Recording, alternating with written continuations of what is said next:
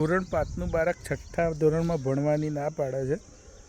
એના ઘેર જઈએ છીએ અને શિક્ષકને 2 જણા અમે નીકળી પડ્યા છીએ. એ બાળક ડ્રોપ આઉટ ના થાય એ માટે સમજાવવા, એના જવાબો સાંભળવા છે, એના ઘરની વાતો જોઈએ, એનું ઘર જોઈએ. 2 વખત તમે જ્યાં 2 વખત છોકરો જોડે સમાચાર મોકલાય એમ ને. જોઈએ આજે તમે પરેશનું ઘર આવી ગયું છે ભાઈ.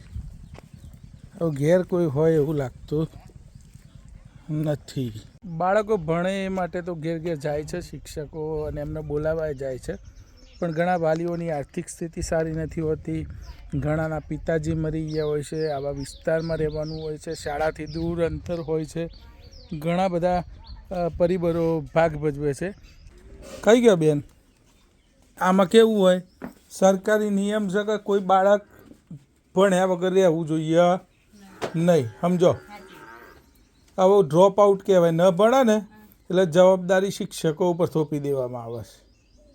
હવે શિક્ષકો ક્યાં જાય? હવે આચાર્ય સાહેબ સુરેશભાઈ આવ્યા, હું આવ્યો, બરાબર. હવે તમારું બાળક 5મામાં ભણી રહ્યું આ સ્કૂલમાં.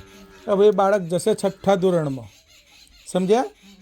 તો 6ઠ્ઠા ધોરણમાં ના ભણે ને તો તકલીફ થાય. સરકાર અમારી જોડે જવાબ લે. પહેલાનો જમાનો નહીં હવે. હે બા आता हिंदी आवड़े?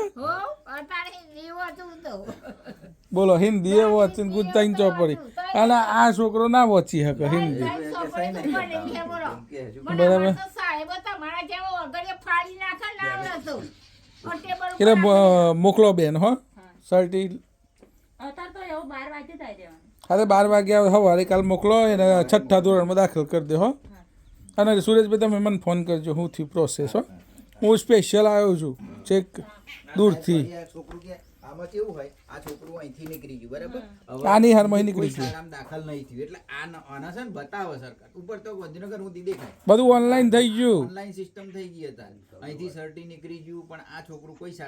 ડ્રોપ આઉટ કહેવાય એને. તો છોકરું ગયું, જો સરકાર જોડે બધી માહિતી છે. છોકરું ગમે તે ખોવાઈ જાય તો તમારે એમને જોવાનું બધું. અને સરકાર બધું આલે છે, શિષ્યવૃત્તિ આલે છે, સવારે જમવાનું આલે છે, નાસ્તો આલે છે, 1800 રૂપિયા આલે છે, હે બધું આલે છે. તો આપણે મોકલવામાં શું હતું?